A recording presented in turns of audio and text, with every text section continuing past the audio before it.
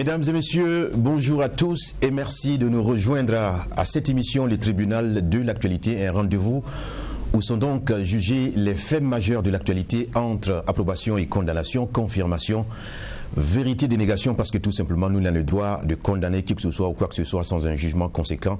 Et on se retrouve du lundi au vendredi à partir de 8h en direct pour partager notre regard sur ces faits de l'actualité. Encore une fois, bienvenue au tribunal de l'actualité. Rivarol, le journaliste écrivain, nous apprend ceci. Il y a deux vérités qu'il ne faut jamais séparer en ce monde.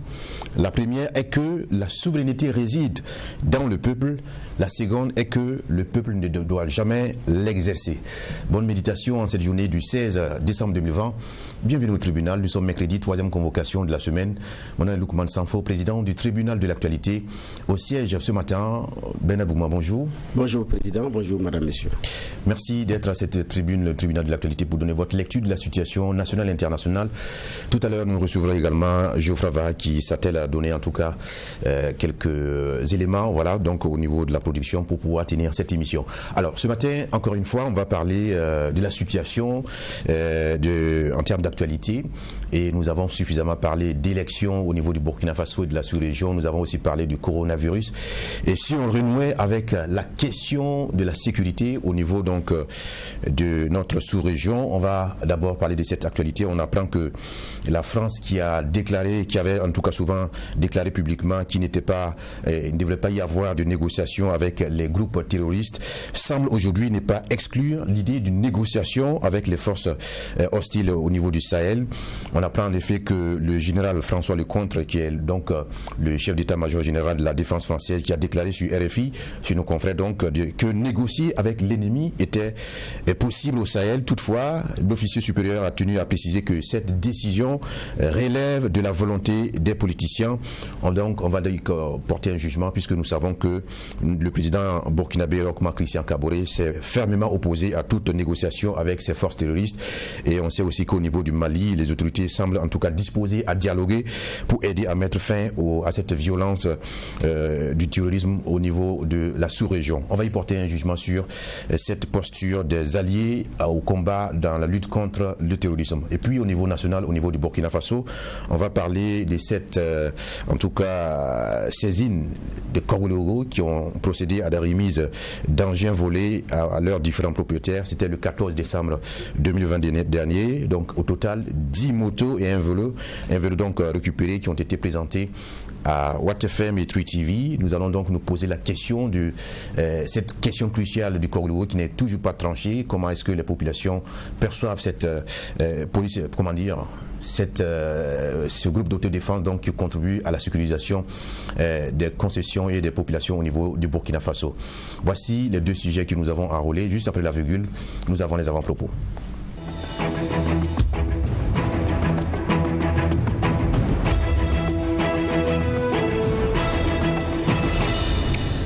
Merci encore une fois de votre fidélité au programme du tribunal de l'actualité sur WattFM et sur True TV.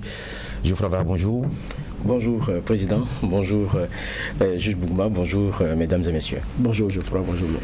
Commençons par Bernard Bougouma pour son avant-propos du jour. Mon avant-propos va concerner les différentes investitures ces derniers temps et la lecture qu'on peut lire de la présence de certaines personnalités. La présence de Roch Marc Christian Kaboré à Abidjan, il y a eu beaucoup de commentaires là-dessus. Hier d'ailleurs nous en avons parlé. En Guinée-Conakry, il y était également. Certains se sont posé la question de savoir pourquoi le club des chefs d'État également fonctionne si bizarrement. Et en même temps, pour la Côte d'Ivoire, l'on avait évoqué les questions de réalisme politique, des questions de diplomatie et de coopération entre voisins dont vous avez besoin pour la lutte au niveau contre le terrorisme et la coopération sur divers domaines. Mais en Guinée, c'est différent. Je pense que là-bas aussi, c'est l'amitié qui a prévalu. Ce sont des camarades de l'international socialiste. Le président guinéen fait partie de ceux également qui ont contribué financièrement pour la campagne de 2015, et ce n'est pas un secret. L'actuel ministre des Affaires étrangères conseillait Alpha Condé avant son entrée au gouvernement. Il a beaucoup d'ailleurs d'amis et d'intérêts effectivement en Guinée. Et donc, quand on mélange les relations, les questions d'amitié et l'histoire, n'oublions pas que Alpha Condé a séjourné au Burkina Faso à un moment donné également de son histoire d'opposant historique. et avait bénéficié du soutien de beaucoup de Burkinabés. Et dans ce gouvernement, il y en a également qui, en son temps, faisaient partie de ceux qui géraient, pour parler comme l'homme de Ouagadougou, Alpha Condé, quand il était là. Donc, venu le moment de faire également des choix, des choix qui tranchent entre les réalités du moment, les convictions démocratiques et les convictions qui nous animent, c'était un choix cornélien à faire.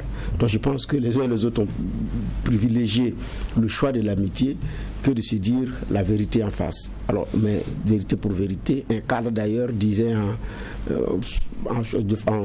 comment on appelle ça, de façon anonyme, que quand M. Condé avait tenté d'aller pour son 3e mandat, tous ceux qui voulaient tenir un langage contraire pour lui dire ce n'est pas la peine, le débat était clos.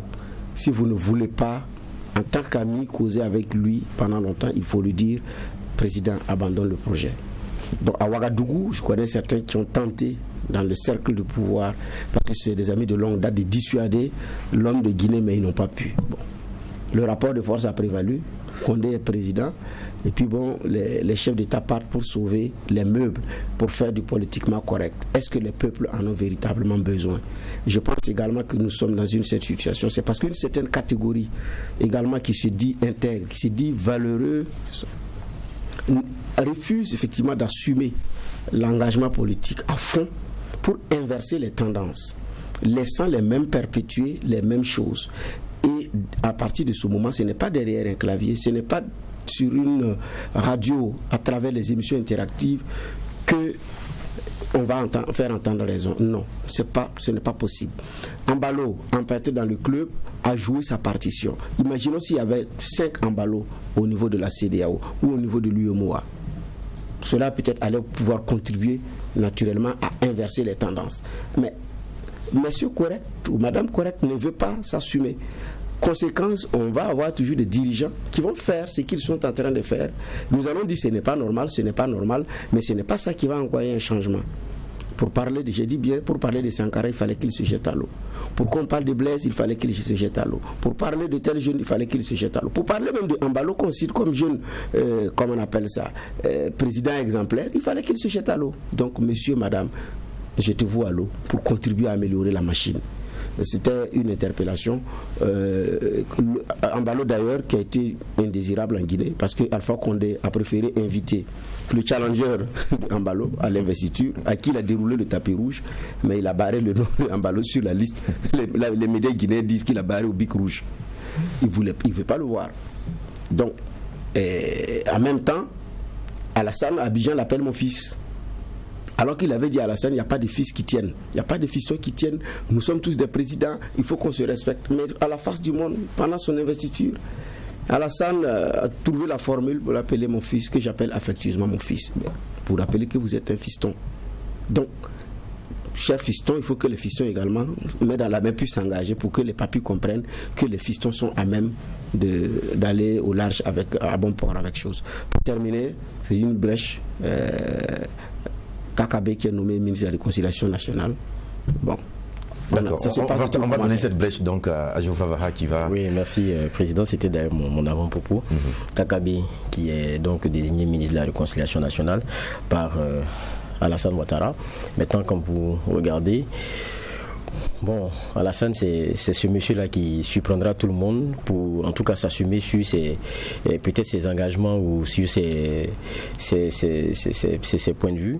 Peut-être d'autres y mettraient la manière ou donneront du temps au temps de pouvoir faire accepter un certain nombre d'éléments. Mais bon, à peine il a prêté serment et la veille, il avait parlé de ce ministère-là qui lui était cher, la question de la réconciliation nationale.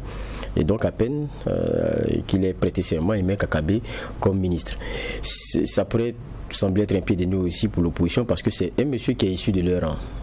Soldat perdu, dit certains, du PDC et RDA. Il a tenté d'être le candidat de ce parti-là, malgré le gentleman agreement qu'il y avait sur la personne de Henri Konan Bédié. Ça lui a valu d'en sortir, de devenir candidat indépendant et de glaner un peu plus de 1,80% de voix. Mais est-ce qu'il ne s'est pas un peu retrouvé parce que là il est ministre, il y a beaucoup de choses qu'il a cherché depuis longtemps et je pense que quand on l'a reçu sur notre plateau du tribunal de l'actualité ici, il ne sait pas, en tout cas caché de quelques ambitions que ce soit. Pour lui, on peut servir partout où on est, et je pense que c'est ce qu'il est en train de démontrer. Peut-être ses profondeurs diraient qu'il est le validateur de l'élection de Alassane Ouattara, mais d'autres diront aussi qu'il est celui-là qui a permis de sortir de l'impasse. Maintenant, comment est-ce que celui qui est sorti de l'opposition, qui, après un mot d'ordre pour lequel cette opposition-là a voulu un genre de piège pour Alassane Ouattara, un genre d'élection sans challenger, comment est-ce que ce monsieur-là pourra incarner le rapprochement et mettre tout le monde autour d'une table? Ça devient la grande question. Mais Alassane, il a été aussi ici assez malin, parce que l'échec ne serait pas le sien forcément, mais c'est un membre issu de l'opposition qui n'aura pas pu trouver les mots et les moyens de ramener ses anciens amis ou ses amis à une table pour discuter. C'est de ça aussi qu'il s'agit aujourd'hui. La tâche, elle sera ardue pour Kakabe, mais c'est un monsieur qui est très teigneux et qui, quoi qu'on dise aussi, est un homme de conviction. Ça, il faut le dire, il a tenu tête à M. Konabedi pendant très longtemps, et c'est quelqu'un qui ne rentre pas dans les rangs quand ça ne lui plaît pas, et il affiche ses positions, il les affirme. On l'a reçu ici, et on lui dira peut-être bon vent, et on va voir ce que ça va donner, et puis on passera au crible les actions qu'il mènera, et aussi en tout cas sa stratégie pour réconcilier les Ivoiriens. D'accord. On espère d'ailleurs avoir l'occasion encore de l'interroger sur sa vision sur cette réconciliation nationale en Côte d'Ivoire. Merci à tous les deux pour cette première partie de l'émission. Sans plus tarder, on va parler de la première affaire et on va parler sûrement de la participation citoyenne au dispositif de sécurité au niveau du Burkina Faso, parce que vous savez, la question des Koglogo qui a tant, en tout cas, nourri les passions et les débats ces dernières, on va dire, années au niveau du Burkina Faso. Alors, on avait aussi reproché aux autorités sécuritaires donc de ruser avec la question des Koglogo, parce qu'il y aurait des enjeux électoralistes. Alors, les élections passées, on trouvera moyen en tout cas de débattre encore une fois de façon ouverte de la question des Koglogo, et nous avons trouvé l'occasion, puisque des Koglogo de Poissé, c'est dans la périphérie de Ouagadougou, route des Saponés, donc on restitué des engins volés à leurs différents propriétaires. C'était le 14 décembre dernier, il y a quelques jours.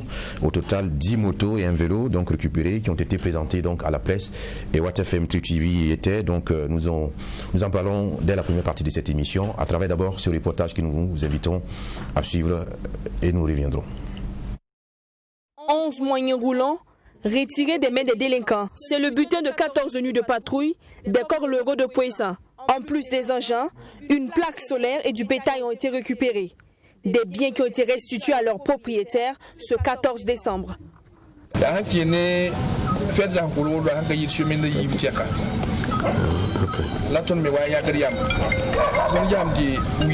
Nous sommes dans le dernier mois de l'année et nous constatons beaucoup de ventes de motos.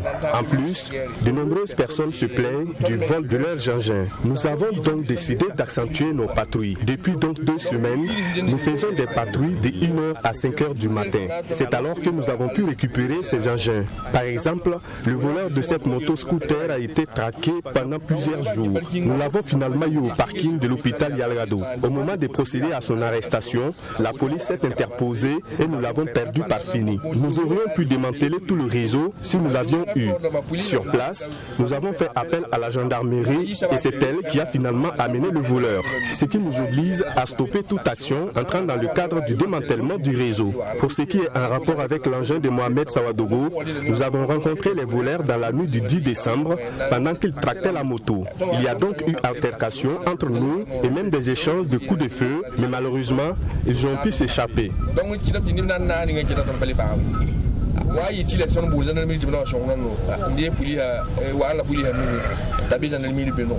Les délinquants, eux, ont été remis entre les mains de la gendarmerie, selon ces Koglogo. Ces derniers ont aussi saisi l'occasion pour faire un plaidoyer pour une mise en place d'un cadre de collaboration avec les forces de défense et de sécurité. Une collaboration qui n'est toujours pas au beau fixe, déplore les Koglogo de Poisson. Au niveau du braquage, il y a une réseau sur ça. On a eu à attraper plusieurs voleurs au niveau des braquages là. Peut-être il y a des receleurs et il y a des endroits qu'il part stocker. Souvent, c'est dans le parking qu'il est venu garer le manteau. Souvent, il y a certains parqueurs qui ont des complices. On a eu à arrêter. certaines par cœur. Donc on a voulu suivre ces procédures-là pour les attraper parce qu'on a eu, sur nos informations aussi, ils sont au nombre de 5 personnes qui travaillaient. Mais les 5 personnes-là, bon, peut-être on ne peut pas laisser l'affaire là tomber, mais ça ralentit. Voilà, ça ralentit. En attendant la suite de l'affaire, les Koglogo de Peuyssin affinent leur stratégie dans la lutte contre le banditisme, et cela en mettant à profit les réseaux sociaux. C'est d'ailleurs par ce canal qu'ils ont pu contacter Mohamed Sawadro, propriétaire d'un agent volé. C'était le jeudi soir, et il y a eu un mariage chez nous. Ils sont rentrés prendre, et c'était le lendemain vers 7h qu'on a su qu'il n'y avait pas de moto. Voilà, on est allé au Koualoué de Tampouy, aller faire déclaration là-bas. Et c'est truc par rapport à le groupe WhatsApp qu'on a, le Koualoué de Peuyssin a récupéré, puis c'est allé dans le groupe. Voilà, puis ils nous ont fait part de venir d'ici, que ça y est ici quoi. J'étais vraiment content, puisque je ne croyais pas. Puis c'était le lendemain seulement qu'on a su que c'était ici. Là, donc j'étais vraiment content. Il repart le sourire aux lèvres. Une chance qui n'a pas souri à tous ceux qui ont effectué le déplacement dans l'espoir de retrouver leur engin volé. Toutefois, les recherches se poursuivent, rassurent les Koglogo qui appellent les populations à la prudence en cette période de fin d'année. Voilà, merci à Nadine Zongo et à Yolande Ilboudo donc pour ce reportage qui nous permet de rentrer de plein pied dans cette question des Koglogo donc de Peuyssin qui mettent hors d'état de nuire des brigands et qui procèdent donc à des restitutions sous la présence de la presse burkinabé. Quel regard peut-on y porter? Quelle question donc quel débat peut-on mener justement sur cette question cruciale des Koglogo ou des groupes de défense dans leur participation à la question sécuritaire au Burkina Faso. Commençons déjà par Bena Bouma, des Koglogo qui présentent sous le regard donc de la presse des engins volés. On était habitué à ce que cela soit justement fait par les forces de défense et de sécurité qui sont aussi leur apanage. Quand on assiste donc à une telle sortie des Koglogo, faut-il s'en réjouir ou s'en inquiéter dès l'entrée? D'abord, ce n'est même pas la première fois. Et puis, il y a des prises parfois qui dépassent ce que nous avons vu en termes de matériel volé et saisi par les Koglogo. En plus des engins à 2 roues, il y avait des téléphones portables, du matériel, donc de l'électroménager, et qui ont été plusieurs fois saisis et présentés à la presse. Parfois, c'est ceux de Boulmégou, parfois, c'est ceux de Peuyssin, bon, voilà. Et donc, faut-il se réjouir, faut-il s'en inquiéter? La réalité aussi, c'est que ça comble un vide. Ça, il ne faut pas le nier. Comment est-ce que maintenant on fait avec? Parce que tout porte à croire que c'est irréversible en attendant que la donne change.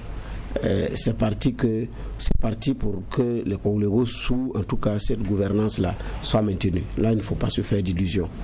Et quand on tend la main pour dire qu'il faut qu'ils intègrent la police de proximité, quand on tend la main, parce que dans les volontaires pour la défense de la patrie, les VDP, il y a beaucoup de Koglogo, comme on appelle ça, qui sont parmi les VDP. Donc on ne même pas dit que les Koglogo de la zone pratiquement se sont enrôlés pour être volontaires pour la défense de la patrie.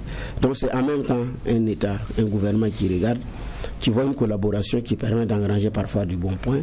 Et donc parfois on exhibe que les VDP sont arrivés à bout de tel groupe ou sont arrivés à faire ci, à faire cela. Donc ça comble, j'ai dit bien, comme on appelle ça, un vide. Donc c'est aussi la preuve que sur le plan de la sécurité, il y a de la matière à faire et que le politique a échoué dans la façon de régler la question sécuritaire au Burkina. Les citoyens se sont organisés eux-mêmes pour s'assumer. Et ça, c'est clair. Maintenant, les conséquences, au départ, on a tous dénoncé les sévices corporels qui avaient été infligés à ceux qu'ils prenaient, les différentes atteintes aux droits de l'homme, dont les Koglogo, en tout cas, se sont illustrés de fort belle manière. Les vidéos qui ont circulé, les tortures, les sévices corporels, on en a vu. Il y a plein de vidéos sur ces questions-là. Donc, et puis, au fur et à mesure qu'on évolue, qui acceptent de collaborer avec les forces régulières, la police et la gendarmerie, mais là aussi, ce n'est pas sans friction comme ils l'ont dit. Alors, mais regardez ce qui s'est passé. Le monsieur dit l'engin a été volé à Tampouy. Lui, il signale au Koglogo de Tampouy Le lendemain, l'engin est retrouvé à Poisson, c'est vers Nagrin, dans la zone de Nagrin, la zone de l'hôpital Blaise Compaoré, que l'engin a été retrouvé. Et regardez la célérité avec laquelle l'engin a été retrouvé, ça fait pâlir. Donc, d'aucuns tentent maintenant d'appeler le Congolais et d'ignorer la police ou la gendarmerie. Alors que quand on rentre dans ce prisme-là, on atteint d'ouvrir une brèche avec tous les risques possibles. Et donc, maintenant, comme on encadre, comme la collaboration s'installe, c'est là où se trouve le problème. Parce que quand ils te prennent, c'est service corporel pour que vous dénonciez les complices. Et c'est comme ça qu'ils sont arrivés également à prendre beaucoup de complices. Parce que quand ils vous amènent au QG, c'est un interrogatoire musclé, et mon vieux, donc vous êtes obligé d'avouer tout ce que vous avez fait. Et en même temps de dénoncer également vos complices. Donc, effectivement, tel que présenté, on passe sous silence les méthodes par lesquelles ils obtiennent justement ces résultats. Donc ils disent qu'ils ont interrogé. Maintenant, comment est-ce qu'ils ont interrogé? Et là, c'est toute la question. Donc, mais ils disent ils n'ont pas pu prendre tous les membres du gang parce qu'ils ont pris et les autres, ils n'ont pas pu. La question que je me pose, c'est est-ce qu'ils l'ont vite remis ou bien qu'est-ce qui s'est passé? Mais en même temps, ça pose un véritable problème de fond par rapport à l'encadrement. Dans d'autres pays, ce sont les citoyens eux-mêmes qui s'organisent. Mais ce n'est pas comme ça. Ce n'est pas avec des armes, une tenue qui vous distingue, des armes à bandoulière, et quand ils sortent, qui vont avec une longue file de motos qui ne s'arrêtent pas au feu tricolore et qui passent. Ailleurs, ce n'est pas comme ça. Ce sont les citoyens au niveau du quartier qui s'organisent avec un chef du quartier ou du secteur et qui veille et qui regarde. Quand il y a un étranger, on le salue, on dit il y a tant, il y a des réunions qui sont tenues. Donc ça permet d'identifier tous les habitants de ce secteur-là ou de ce quartier. Ça permet de savoir que quand il y a un problème, c'est chez lui on va. Mais à Ouagadougou, quand vous avez un problème, il y a des voisins même sur qui il ne faut pas compter. Le voisin qui n'a même pas le temps pour vous dire bonjour, vous ne pouvez pas compter sur lui. Et donc, mais ici, on a un autre niveau où c'est des armes, c'est un peu calqué des dozos en Côte d'Ivoire. Avec la suite également, là-bas aussi, on connaît la suite. Parce que les dozos ici en Côte d'Ivoire étaient arrivés à pouvoir s'imposer sur toute la Côte d'Ivoire. Et c'était pratiquement eux qui étaient devenus les sociétés de gardiennage devant les édifices publics, les lieux de culte qui veillent dans les villages. Et donc c'était pratiquement eux qui faisaient la police. Mais la suite aussi, on la connaît, parce qu'à un moment donné, des indélicats ont commencé à être, comment on appelle ça, identifiés dans leur rang. Et la rébellion est venue, et on a vu le rôle que ces dozos ont joué dans la rébellion ivoirienne. Juge Bernard Bougouma a relevé quelque chose d'assez intéressant. Il parle du fait que, mais même dans le reportage, certains avouent que quand ils ont perdu leurs biens, le premier réflexe c'était d'appeler les Kouagoulogo pour leur signifier justement cette perte-là. Est-ce qu'on ne va pas ici vers une légitimisation, va-t-on dire, d'une question qui n'est pas définitivement et officiellement tranchée, la question donc des Kouagoulogo? Bon, la question des Kouagoulogo, est-ce que c'est pas définitivement tranché? Ça, je ne crois pas trop, mais ils sont dans ce qu'on pourrait appeler la police de proximité. Maintenant, la question de l'exercice de leur police, là, ça, avec des armes, comme on les voit en bandoulière et quelquefois en cohorte et qui traversent même la Kwame Nkrumah. Non, disons Kwame Nkrumah, là c'est plus symbolique. Le centre-ville alors. Voilà, donc vous comprendrez. Maintenant, je crois aussi qu'aujourd'hui, c'est vrai, il y a le terme, on dit que l'offre crée sa propre demande, ça c'est la loi des débouchés en économie, mais je dirais que dans la question sécuritaire, c'est la demande qui crée sa propre offre. On a un besoin de sécurité et le premier aspect, c'est celui du caractère participatif. Donc les personnes qui sont les premières à partir de ce besoin de sécurité là ou du peu d'assurance qu'il y a en la matière seront les premières à trouver les moyens de pouvoir se sécuriser, de pouvoir trouver des offres construites par elles-mêmes pour ne serait-ce que résorber les attaques ou les vols ou ce qu'ils vivent en tout cas en matière d'insécurité. Et c'est ce à quoi c'est ce qu'on est en train de constater notamment au Burkina Faso. Ça s'est imposé de fait. Maintenant, Le problème, c'est que l'autorité a du mal à encadrer. Et le deuxième problème, c'est qu'il y a vu une opportunité aussi. Parce que ceux qui à un moment donné étaient devant, je vais faire l'économie de rappeler encore l'interview qu'on avait eue en 2016 avec Django, qui disait que les partis politiques sont venus le voir de façon très claire, parce que c'était l'homme fort aussi quand on parlait de Koglu en ce moment dans sa région. Donc il était un genre de grain électeur, il impactait. Donc chacun était venu le voir pour lui dire vraiment aide-nous, parce que si en tout cas on passe, on ne va pas t'oublier. Donc ça veut dire que même les politiques ont commencé à intégrer la donne de leur influence sur le terrain. Et là, ça biaise le jeu. Je crois que c'est aussi cela. Mais la question de la sécurité reste prégnante. Comment est-ce qu'on y répond? Lorsqu'on sait qu'on a des forces de défense et de sécurité qui ne sont pas dans le nombre parfait pour pouvoir répondre au mieux avec une meilleure répartition sur tout le territoire, l'étendue du territoire national, avec les réalités qu'on connaît, et puis une insécurité aussi qui a des visages bien différents et qui se font très bien dans la masse. Ça, c'est une vérité. Maintenant, le caractère participatif des populations, jusqu'où il doit s'arrêter? Peut-être c'est là où il faut encadrer les choses et puis peut-être mener la réflexion. Parce que là, on a comme l'impression qu'il y a une sorte de concurrence pour avoir la sympathie ou en tout cas l'adhésion de la population. On est même pour moi, à une étape où on se marche un peu sur les pieds.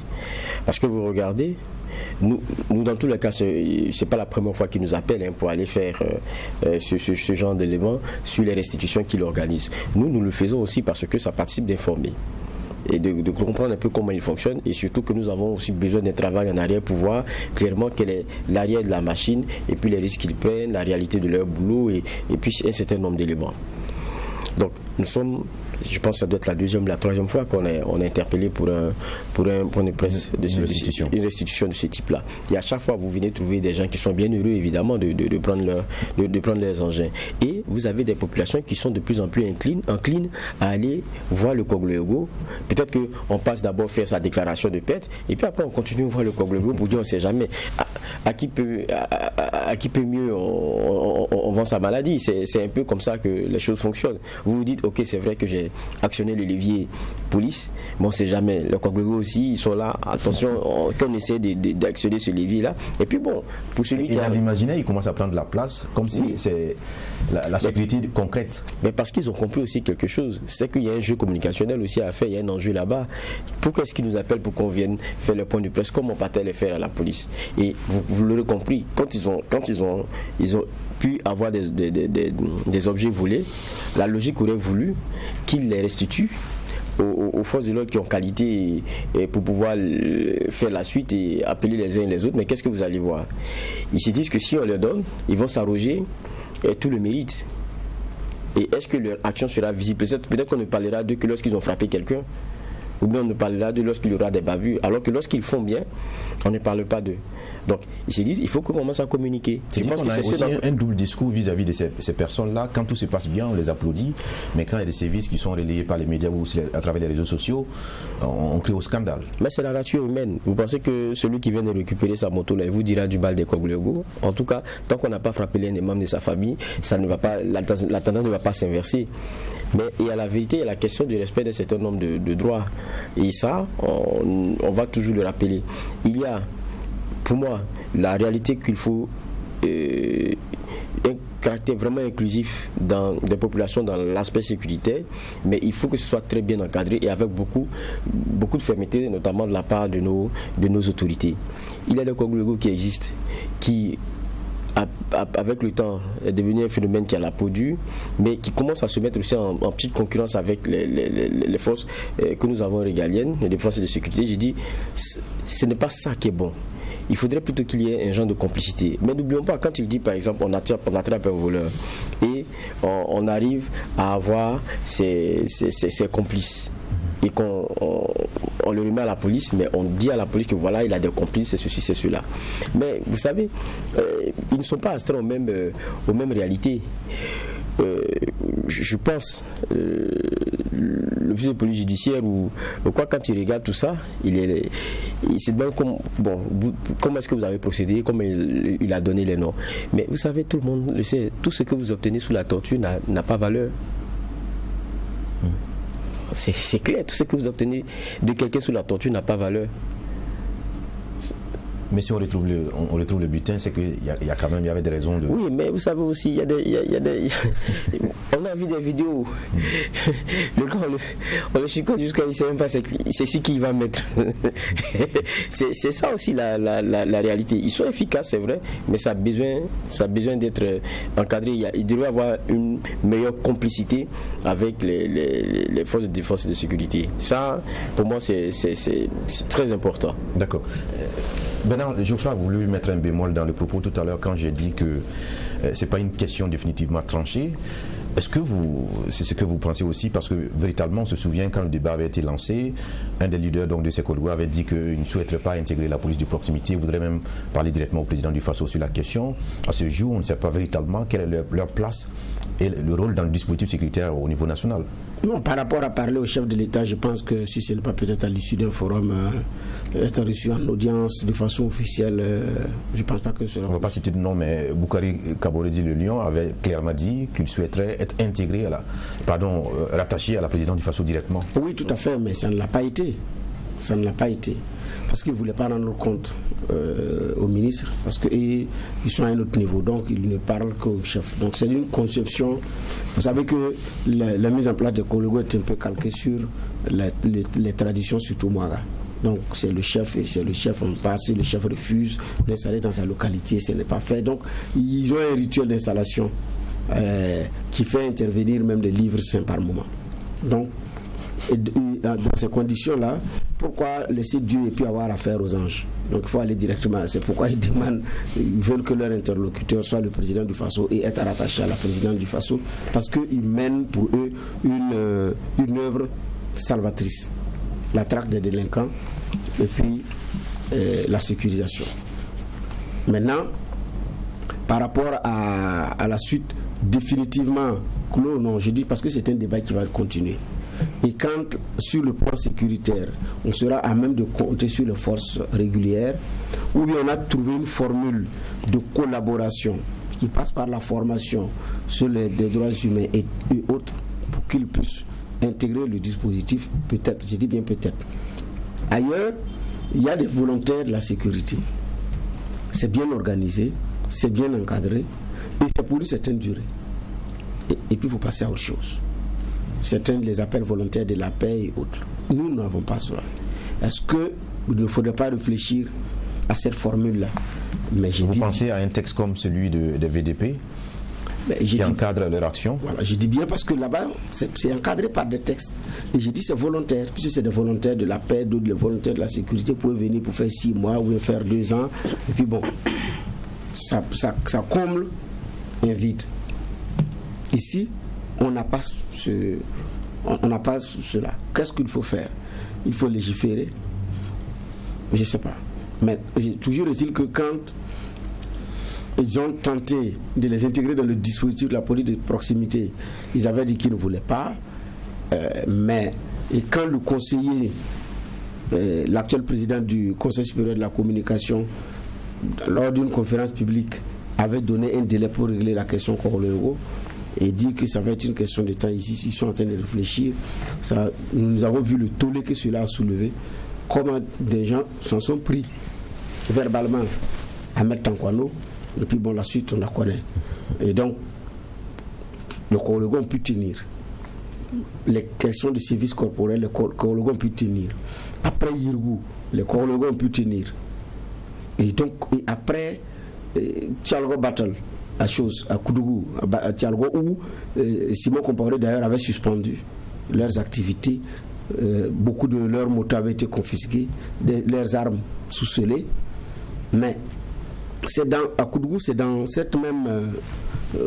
mêmes conditions, pendant que c'était confisqué, qu'un Korologo a mis aux arrêts un jeune qui avait été arrêté par la gendarmerie pour vol, qui a réussi à fuir de la gendarmerie alors qu'il était détenu, emportant un ordinateur de la gendarmerie et un pistolet du gendarme qui était de garde.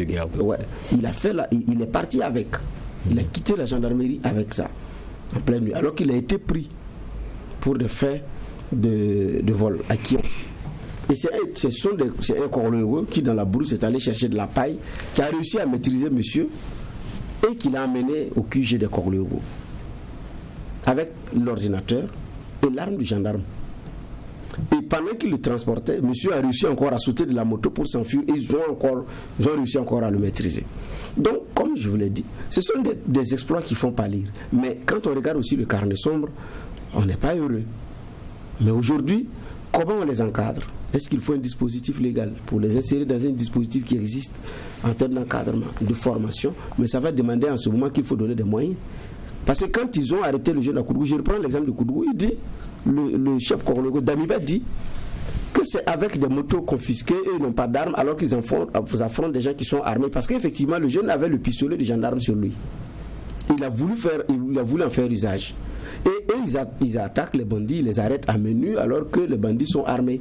Et leurs armes sont mises sous scellé à la justice. Et lui ne comprend pas. Donc, comment est-ce qu'on fait avec?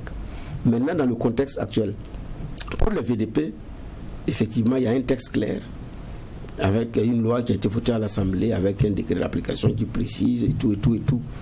Mais, dans les rangs des VDP, il y a beaucoup de Korlogo. C'est ça aussi.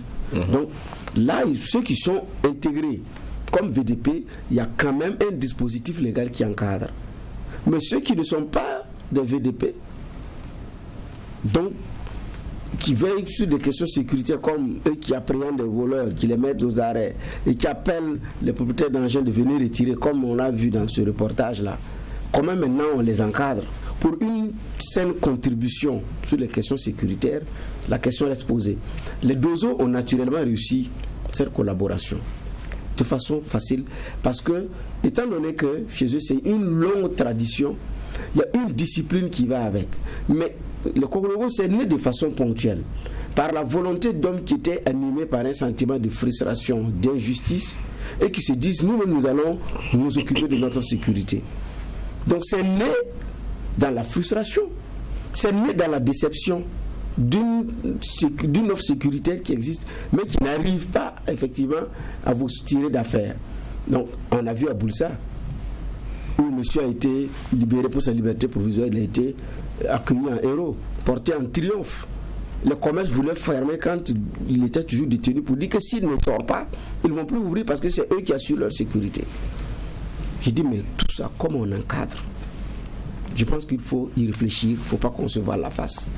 Y réfléchir, on vient de sortir aussi de période de joute électorale.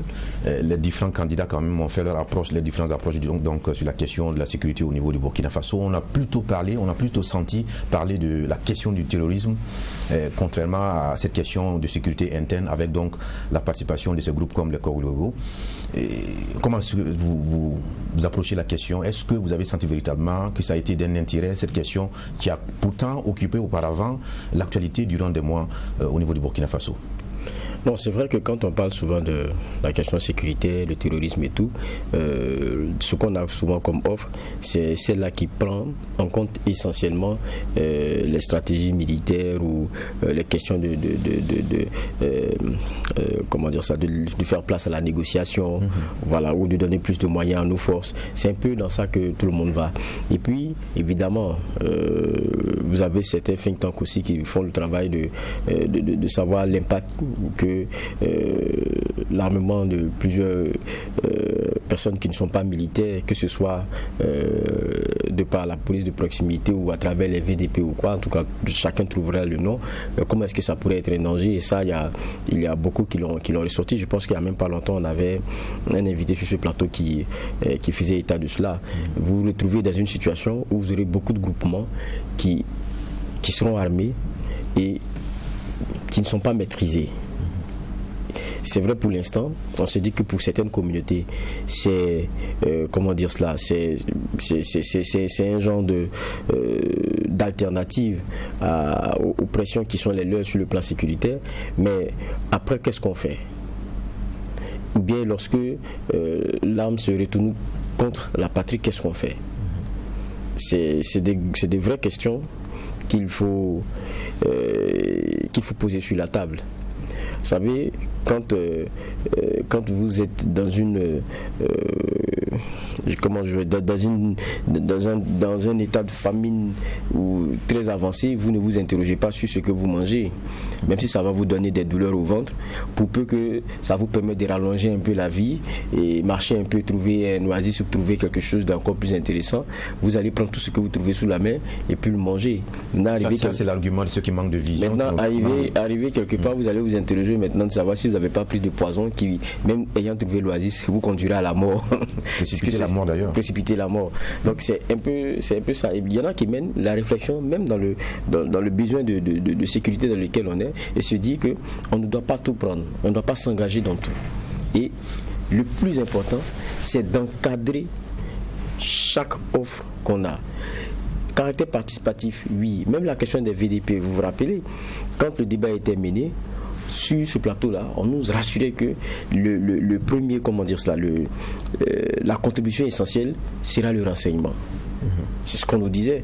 Mais aujourd'hui, vous apprenez que il y a des VDP qui décèdent parce qu'ils sont sur le théâtre des affrontements. Comment est-ce qu'ils s'y retrouvent? Et on parle d'échanges entre eux et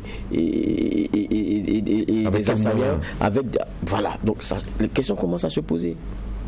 Beaucoup de questions commencent à se poser. Et on se disait, bon, c'est vrai, vous allez leur apprendre le maniement des armes et tout, mais quand on regarde le temps qui était short, est-ce que ça les rend à même d'être vraiment ceux-là qui peuvent être sur des théâtres d'opération ou en première ligne? On nous a rassuré que non, ça ne va jamais arriver. Mais bon, aujourd'hui, il y a d'autres éléments qu'on voit.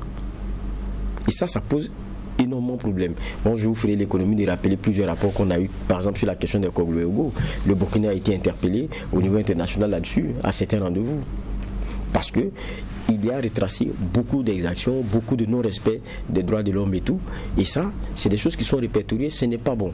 Mais quand vous dites qu'il faut mettre toute la question sur la table, à quoi attendez-vous véritablement? Est-ce qu'il faut des assises nationales sur la question principale de la contribution des groupes d'autodéfense dans la sécurité, ou bien il faut courageusement appliquer les textes qui existent déjà en la matière? Moi, je crois que la question de c'est être courageux et appliquer les textes. Pour moi, c'est vraiment les grandes rencontres où on parle de tout, après on se lève et puis on n'a pas pris de décision. Je pense que c'est pas ça qui sert. Ça, ce n'est pas ça qui sert. Face à un problème, il faut émettre des réflexions et puis à un moment donné, il faut décider et puis faire appliquer.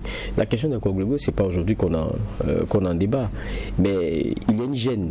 Vous allez prendre que ce soit la majorité ou même l'opposition, tout le monde est un peu gêné lorsqu'il s'agit de parler de ce type de groupement. Pas Koglo en termes de dénomination simple, mais tous ces modèles d'offres qu'on a alternatives sur les questions de sécurité. Ils sont très mal à l'aise, ils préfèrent aller parler de oui, il faut donner plus de moyens à l'armée, oui, il faut faire ceci, il faut faire cela, quoique ce soit lié aussi, parce que la nature a horreur du vide. C'est parce que quand vous prenez notre ratio force de défense, sécurité et puis population, vous allez voir qu'on n'est pas forcément nanti. Et même la question du dispatching qu'on a, parce qu'il y a la répartition des forces que vous avez aussi.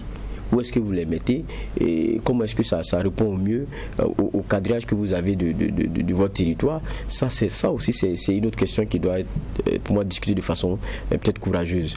Mais pour l'instant, pour ce type d'offre alternative là, il faut bien regarder dedans et résorber la question des dérives. Et pour résorber la question des dérives, c'est la fermeté avec notamment ces acteurs-là. Oui, c'est vrai, on a besoin de vous, mais il y a des choses que vous ne pouvez pas vous permettre. À un moment donné, vous vous rappeliez qu'il était ressorti qu'il y avait des prisons que le Koglo avait montées. C'est-à-dire, on prend quelqu'un, on ne l'envoie pas directement à la police, on le met quelque part, et puis, bon, voilà, il y a des amendes, il y a un certain nombre d'éléments. C'est-à-dire qu'il y a à la fois, celui qui fait ses patrouilles, il est obligé, il fait des enquêtes, et puis quelquefois, il est juge, et puis il donnait des sanctions, il donnait des décisions de justice, en fait, à la Koglo. Et quand on finit, c'est appliqué. Vous avez un tel nombre de fouets, de coups de fouet, et ça c'est devant tout le monde, c'est ceci, c'est cela. Ça, c'était des pratiques qu'on avait vues à un moment donné. Sans fermeté, ça ne peut pas s'arrêter. Et personne n'a le droit de séquestrer quelqu'un, parce que c'est de la séquestration. Si il est rendu coupable de quelque chose, vous l'avez attrapé, on sait où l'emmener, avec reverser tous les éléments qui contribueront à montrer sa culpabilité. Maintenant, il y a la confiance aussi que les Burkinabés ont en leur police, en leur justice. Ça encore, c'est un autre débat. Combien de fois on nous a présenté des délinquants Parce que c'est ça aussi qu'il s'agit. On nous présente les délinquants, vous venez, 6 mois après, le même monsieur il est calé avec son bidon d'eau minérale, on dit que lui aussi vient d'être attrapé. Il n'y a pas 3 mois, on l'avait présenté, le voilà ici. Qu'est-ce qui s'est passé? Vous posez la question, mais et puis quelquefois à la fin vous demandez si on ne vous n'arrive pas quoi. Vous vous demandez mais qu'est-ce qui s'est passé? Le gars c'est une habitude des points de presse. Bon, ça met mal à l'aise. Oui. Et ça ne renforce pas la confiance que les gens ont forcément en notre police ou en notre système de justice. Donc tout ça pour moi, ça remet beaucoup de choses en question et ça laisse le lit à certaines offres alternatives qui paraissent plus concrètes, plus proches des populations et auxquelles elles adhèrent. Je pense que c'est pour ça qu'il faut une bonne complicité. Il faut comprendre que chacun peut avoir son rôle et qu'on ne se marche pas dessus, il y a des limites à avoir. Vous ne pouvez pas dépasser certaines limites. Je pense que c'est beaucoup plus ça. D'accord. C'est vrai que nous en rions, mais c'est une question qui mérite véritablement qu'on en débatte officiellement, courageusement et définitivement. Et nous avons donc, à travers cet exercice, voulu reposer le débat pour qu'au niveau autoritaire, on puisse en tout cas actionner. Merci à tous les deux d'avoir donné votre lecture. Merci également à l'équipe de rédaction de Watt FM qui nous ont permis de vous présenter ces images-là. On va maintenant parler de sécurité, mais cette fois-ci au niveau sous-régional, ou le Sahel, parce qu'on se souvient qu'en 2019, en mai 2019, donc, l'International Crisis Group avait préconisé un changement de cap au Mali, suggérant donc aux autorités maliennes de mandater des chefs religieux pour ouvrir un canal de communication avec certains groupes djihadistes. L'idée était de combiner à la fois pression militaire, dialogue et désarmement afin donc d'arriver éventuellement à un accord permettant de mettre terme aux violences dans ce pays. Alors, depuis quelques jours, on apprend que la France n'exclut plus, en tout cas, de discuter avec l'ennemi, mais renvoie la question aux politiques. Quel regard peut-on y porter dans cette donne, Bernard Bougma? Est-ce que là, nous sommes déjà dans le changement des caps? Est-ce que c'est une posture nouvelle ou bien c'est quelque chose qui était déjà dans l'attitude face à ces violences au niveau du Sahel? Bon, on l'entend par M. Lecointre, ça semble être nouvelle, parce qu'il n'y a même pas longtemps, Macron était toujours ferme, il dit pas question de négocier avec les groupes terroristes. Le Mali dit qu'ils l'ont fait en toute liberté et que c'est à l'issue du dialogue national que l'engagement a été pris de le faire. Et donc, eux, ils sont dans cette logique, étant donné que c'est un choix clairement exprimé par les peuples maliens. Parce qu'en la matière, que ce soit par une offre militaire ou une offre négociée, ce que le Malien veut, c'est la cohésion, c'est la paix, c'est la tranquillité, la stabilité pour pouvoir vaquer à ses occupations. Donc, les citoyens sont beaucoup plus dans cette logique-là. Et donc, ils ont retourné à France, c'est normal, mais c'est le choix du Mali de discuter. Et ce n'est pas eux, autorités de la transition, autorités de la transition, qui ont eu cette initiative parce que, effectivement, c'est à l'issue des différents débats que l'initiative de discuter a été prise. Donc, de ce fait, eux ne font qu'appliquer ce qui existe. Et la France, elle dit qu'il n'est pas question de discuter. Et effectivement, sur la question, ça divise. Parce que pour certains qui sont dans la logique du complot, estiment que la France est derrière les attaques, donc c'est normal de parler ici parce que ce sont finalement des citoyens maliens qui sont endeuillés. Donc, que le Cointre dise que la négociation est possible, mais cela relève du politique, c'est tout à fait vrai. Parce que c'est le politique qui dépose la politique de défense, la politique de sécurité et tout ce qui est initiative pour aller à la paix. Le soldat ne fait qu'exécuter ce qu'on lui dit d'exécuter. Donc, et là, effectivement, il renvoie la question aux politiques. Les Maliens ont déjà commencé. Est-ce que le Burkina a commencé, mais c'est sous silence et c'est discret? Est-ce que le Niger a commencé, mais c'est discret? Est-ce que ou bien c'est une invite également à la France de pouvoir accepter, mais ça va m'étonner, connaissant comment la France fonctionne, que le Cointre puisse aller à ce niveau-là, parler sur ce ton sans caution de ceux qui l'ont envoyé en mission là-bas. Moi, je pense également que ce n'est pas pour rien et ça sonne comme si c'est la nouvelle donne et il n'y a pas d'autre option sans possible. que cela ne soit une vision générale du gouvernement français, vous voulez dire?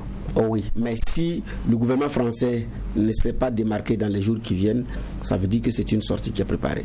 À défaut, publiquement, elle aurait pu sortir pour dire non, nous ne nous reconnaissons pas dans ses propos, ce n'est pas vrai, ce n'est pas nous, ce n'est que le soldat qui parle. Et donc, on a vu quand à Kidal, lors de la session où on a souhaité la bienvenue à la délégation de Bamako, la suite on la connaît, la France a même rappelé son représentant à Kidal. Mais cette fois-ci, il met un bémol diplomatiquement, il dit mais il appartient aux politiques de décider. C'est pas lui. Quand une puissance comme la France commence à intégrer la possibilité de dialoguer, de négocier avec l'ennemi sur le terrain du combat, est-ce que cela révèle qu'on est en train de perdre, sinon de manquer d'assurance sur le front armé, selon vous? Bon, je pense que quelquefois aussi dans la question des discussions ou du combat que vous menez, il y a le terrain qui dicte franchement la manœuvre. Il y a ce qu'on appelle le centre de Nyono, c'est je vais trouver le nom, Faragourou ou quoi là. Vous voyez, il y a eu des assises pour essayer de trouver une solution. Il y a ceux qu'on appelle, bon, les Français disent djihadistes, souvent très rapidement. Bon, non, on se permet de dire terroristes. Et il y a deux groupes. Il y a les chasseurs traditionnels de zoo. Il y a comment dire cela, ces terroristes-là. Et il y a une population qui se retrouve un peu entre les deux. Mais chacun des deux groupes dit être là pour la sécurité de ces populations-là. Parce que il y a des communautés, parce qu'il y a des communautés qui sont différentes. L'une qui pointe le doigt accusateur vers l'autre pour être son bourreau. Et dans ce cas de figure, ça devient compliqué. Et on a donc un village qui est, on va dire, encerclé, et où ça devient difficile à vivre. Il y a une médiation donc, qui est donc enclenchée avec notamment le Haut Conseil islamique, comme cela avait été proposé. Mais quand vous regardez dans les discussions qui sont menées, c'est là où quelquefois vous demandez où est-ce qu'on va aboutir. Regardez, au cœur des négociations repose le désarmement, la levée des barrages des chasseurs d'oiseaux, ainsi que le respect de la volonté de chacun dans l'application de la charia, port du voile, paiement de la zakat, interdiction des fêtes de rue pour les enfants. Et les médiateurs tentent d'obtenir des djihadistes, des terroristes, qui n'imposent rien par la force et qui lèvent enfin le blocus imposé depuis donc début octobre aux habitants du village de Farabougou. Donc, il y a des messieurs qui disent qu'ils vont imposer la charia avec tout ce qui va avec. Il y a un impôt à payer, il y a un comportement à avoir, notamment sur la partie sur laquelle ils ont pion sur rue. Et il y a d'autres qui disent non, on a des membres de notre communauté qui sont là, ils ne sont astreints à rien, ils ne sont pas obligés de faire ce que vous voulez. Et le négociateur vient et dit bon, ce qu'on va faire, les uns et les autres, on va couper la poire en deux. Vous pouvez appliquer la charia, vous pouvez appliquer le port du voile, vous pouvez appliquer la question des fêtes des enfants. On voit forcément pointer la Noël et tout ça. Et bon, vous pouvez faire interdire ça, mais ça ne doit pas se faire par la force. C'est pas des prédicateurs, ils sont pas venus, je sais pas moi, comme certaines communautés qui viennent, Dieu est bon, viens à moi, mais c'est pas comme ça. Ils ont pion sur lui, ils ont combattu, ils sont là, ils sont installés, ils respectent la loi qui est la leur. Et c'est là où ça devient très compliqué. Parce que le principe c'est quoi? C'est conquérir et de faire appliquer sa loi. Donc là où le territoire est conquis, c'est faire appliquer sa loi. Maintenant, comment on va négocier sur ce qui peut passer, ce qui ne peut pas passer, lorsque l'objectif c'est de faire appliquer sa loi? J'ai dit, les négociations, je me demande qu'est-ce que ça va donner. Mais, quelquefois, il ne faudrait pas perdre de vue aussi, pour moi, quelque chose qui est très important. C'est que dans le verbiage, dans les débats, il y a des populations qui sont meurtries et qui attendent, qui essaient de voir d'où elles vont sortir. Parce que c'est difficile maintenant d'aller cultiver, c'est difficile de mener sa vie. Ça devient compliqué.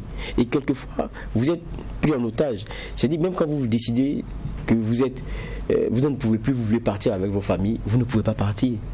Et si on apprend même que vous voulez partir, vous êtes en danger. Donc c'est ça la réalité aussi de certains Maliens aujourd'hui. Donc il faut trouver le juste milieu en celui qui a le pouvoir, qui a la force, donc par devers lui, et donc qui par la conquête a pu s'installer. Comment rendre dans la conquête l'atmosphère un peu viable pour les populations qui sont là et qui ne partagent pas forcément aussi peut-être la même foi que ceux qui aujourd'hui sont l'autorité presque. Parce qu'à la vérité, si on en vient à discuter de certaines choses qui sont loin du caractère d'une laïcité, ça veut dire que l'État est loin. Ça au moins, il faut tirer les leçons de cela. Sinon, ça ne serait pas un débat.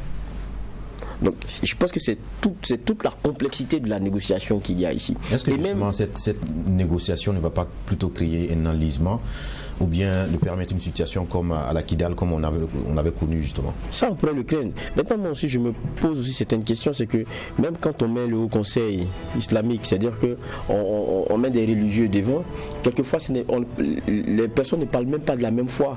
Parce que vous discutez avec des musulmans, ils vous diront que ça, c'est pas ce que leur religion leur enseigne.